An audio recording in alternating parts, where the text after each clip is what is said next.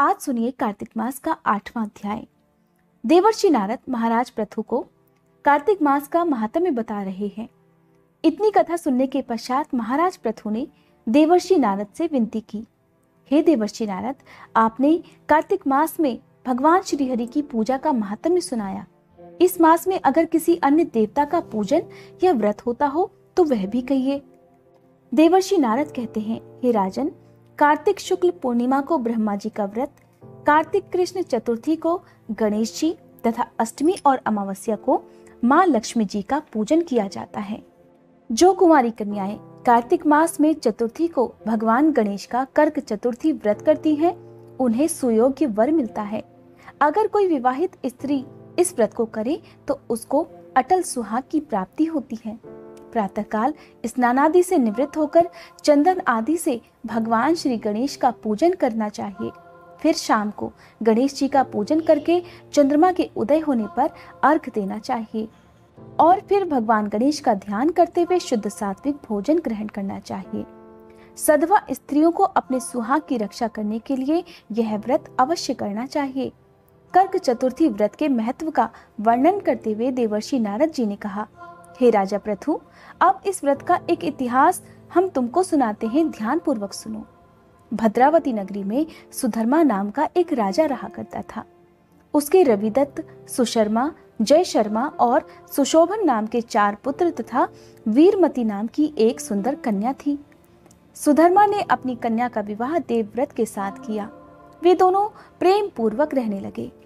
एक दिन अचानक घर पर सांप द्वारा डसे जाने से देवव्रत की मृत्यु हो गई।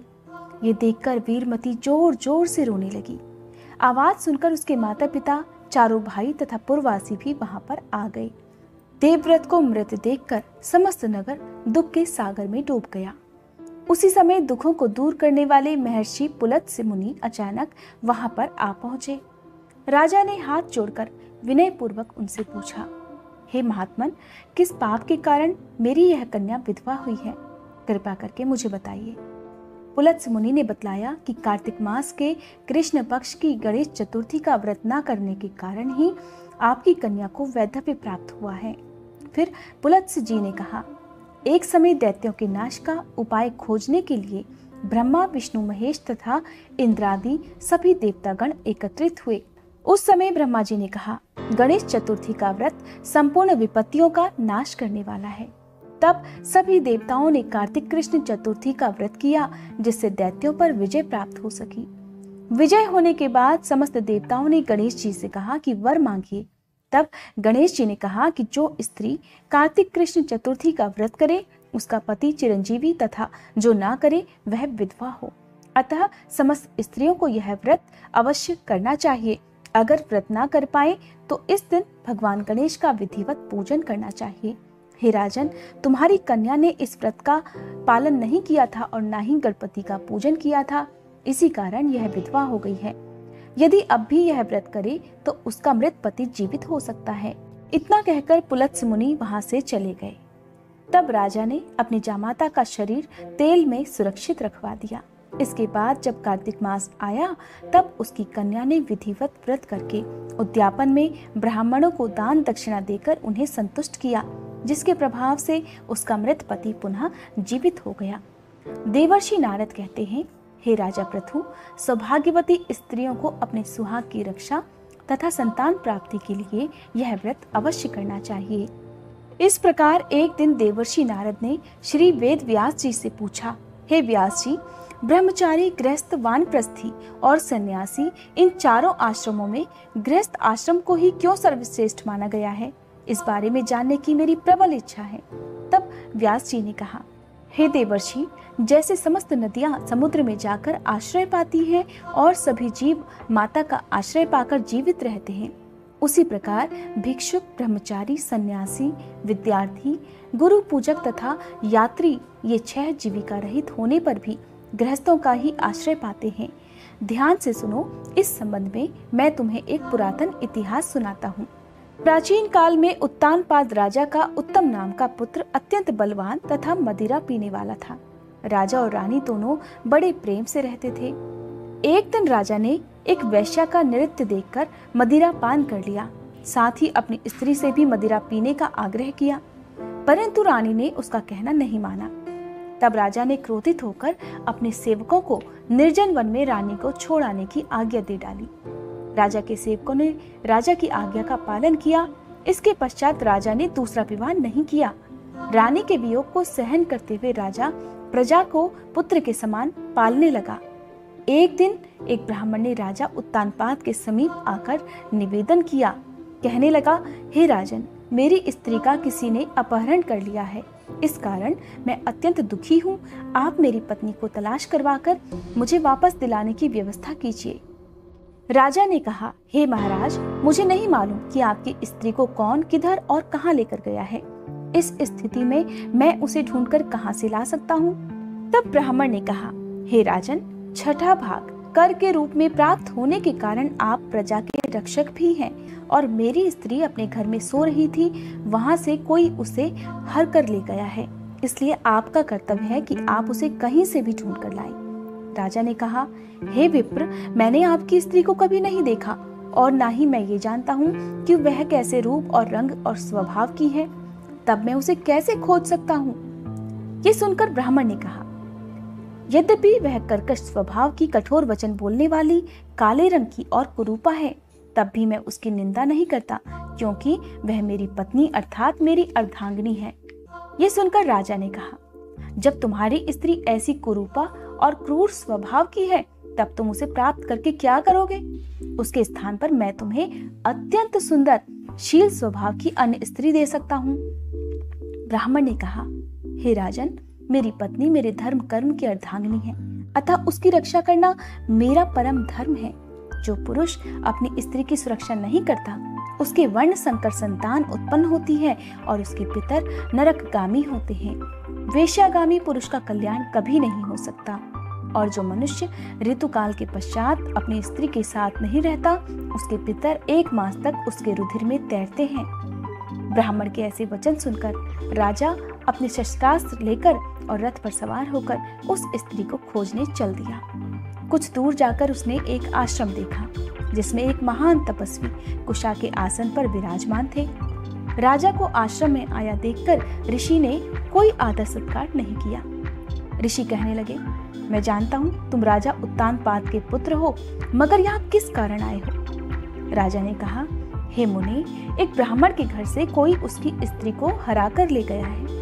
मैं उसी की खोज में इधर आया हूँ, मगर ना तो आपने मुझे अर्घ दिया और ना ही किसी प्रकार का आदर सम्मान किया। इसका क्या कारण है? ऋषि ने उत्तर दिया, हे राजन, तुम अर्घ के योग्य होते हुए भी इस समय उसके पात्र बिल्कुल नहीं हो, क्योंकि तुमने अपनी निरपराध स्त्री का वन में त्याग किया है। जहाँ स्त्री का ये धर्म है कि वो तन मन से पति की सेवा करे और उसकी आज्ञाकारी बनी रहे, वहीं पति का भी ये धर्म होता है कि वो अपनी पत्नी का यथोचित सम्मान करे। जिस घर में स्त्रियों का मान होता है, वहां पर देवताओं का वास होता है, और इसके विपरीत जहाँ स्त्रियों का निरादर होता है, वहां सुख शांति कभी रह ही नहीं सकती। इतना सुनकर राजा अत्यंत लज्जित होकर पूछने लगा, हे भगवान, आप भूत, भविष्य और वर्तमान तीनों कालों को जानने वाले हैं, इसलिए कृपया करके बतलाइए कि ब्राह्मण की स्त्री को हरकर कौन, क्यों और कहाँ ले गया है। तब ऋषि ने ध्यान लगाकर कहा, हे राजन, अदिति का पुत्र वलाक नामक राक्षस ब्राह्मणी को हराकर उत्पलावर्त वन में ले गया है। तुम उसको ढूंढकर ब्राह्मण का संयोग कराओ। यह सुनकर राजा मुनि को प्रणाम करके अपने रथ पर सवार होकर उत्पलावर्त वन में जा पहुंचा। वहां जाकर राजा ने देखा कि एक स्त्री बिल्व पत्र खा रही है। ब्राह्मण ने जैसा बताया था वैसा ही रंग रूप देखकर राजा ने उसे तुरंत पहचान लिया और कहने लगा, हे कल्याणी, तुम कौन हो और इस वन में क्यों आई हो? तब ब्राह्मणी कहने लगी, मैं अतिरात्र की पुत्री तथा विलास पुत्र की स्त्री हूँ।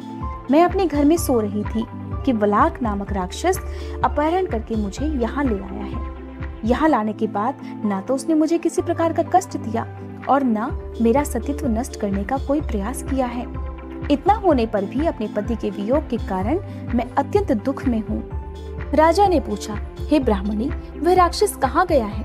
तब ब्राह्मणी ने बताया कि वह इस वन के अमुक स्थान पर गया है। जब राजा ब्राह्मणी द्वारा बताए गए स्थान पर पहुंचा तो राक्षस देखते ही राजा के चरणों में गिरकर बोला, हे राजन, मेरे लिए क्या आज्ञा है? तब राजा ने कहा, अरे निशाचर, तू ब्राह्मणी को हर कर क्यों लेकर आया है? यदि तू इसके साथ विवाह करना चाहता है तो ये अत्यंत कुरूपा है, और यदि तेरी खाने की ही इच्छा हो तो वैसा कह। तब राक्षस कहने लगा, राजन, मेरे घर में अनेक रूपवती अप्सराएं हैं।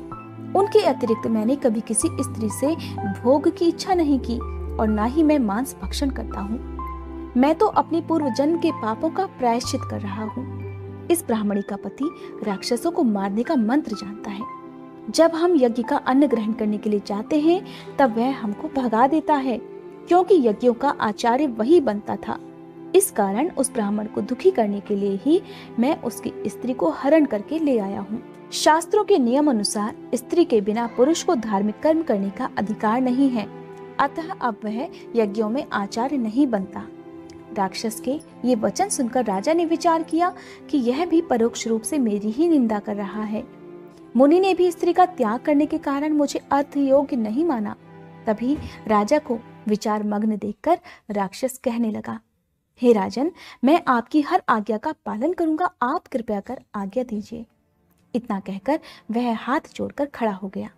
राजा ने कहा, हे निशाचर, तुम इस ब्राह्मणी को इसके घर पहुंचा दो, और इसके बाद जब भी मैं याद करूं तुम मेरे पास आ जाना। इतना सुनते ही वह राक्षस ब्राह्मणी को लेकर उसके घर छोड़ने चला गया। इसके बाद राजा विचार करने लगा कि मैंने अपनी निर्दोष पत्नी को घर से निकाला है, इसलिए मैं अब ऐसा कौन सा पुण्य कार्य करूं जिससे मुझे इस पाप से मुक्ति मिल सके। तब राजा ने पुनः उन्हीं मुनि के पास जाकर उनसे उपाय पूछा। मुनि ने कहा, हे राजन, पुरुष के लिए स्त्री धर्म, अर्थ, काम और मोक्ष सब कुछ देने वाली है। इतना ही नहीं, स्त्री के बिना इस लोक तथा परलोक कहीं भी सुख की प्राप्ति नहीं हो सकती। स्त्री चाहे कैसी ही कुरूपा, मूर्ख, रोगी, दरिद्री या खोटे स्वभाव वाली क्यों न हो, पुरुष को उसका सम्मान करना ही चाहिए। इस प्रकार पश्चाताप करते हुए राजा ने कहा, हे मुनि, मैंने अपनी निर्दोष पतिव्रता स्त्री का त्याग कर दिया है, अतः अब मैं क्या करूं? मुनि ने कहा, हे राजन, तुम्हारी निरपराध स्त्री को अकेले वन में घूमते देखकर शतापात नाम का नाग उसे पाताल लोक में ले गया है। उस नाग की नंदा नाम की एक कन्या है जिसने उसको घर में छिपा कर रखा है। ये सुनकर राजा वहां से अपने घर आया। तब ब्राह्मण को स्त्री सहित अपने घर में देखकर अत्यंत प्रसन्न हुआ। इसके बाद राजा ने ज्यों ही वलाक राक्षस को याद किया, वह तुरंत उपस्थित हो गया। तब राजा ने उसे पाताल लोक से अपनी स्त्री लाने का आदेश दिया। आज्ञा मिलते ही वलाक पाताल लोक चला गया और वहां से राजा की स्त्री लाकर उसको सौंप दी। तदंतर राजा और रानी स्नेहपूर्वक रहने लगे। देवर्षि नारद ने अंत में कहा, हे राजा पृथु, गृहस्थाश्रम महात्म्य हमने तुमको विस्तार पूर्वक सुनाया। अब और क्या सुनना चाहते हो सो कृपा कर कहो। ये था कार्तिक मास का 8वां अध्याय। अगर आप कार्तिक मास का अगला अध्याय सुनना चाहते हैं तो मेरे चैनल पर आने वाली वीडियोस का नोटिफिकेशन पाने के लिए मेरे चैनल को सब्सक्राइब करके बेल आइकन प्रेस करना मत भूलिएगा।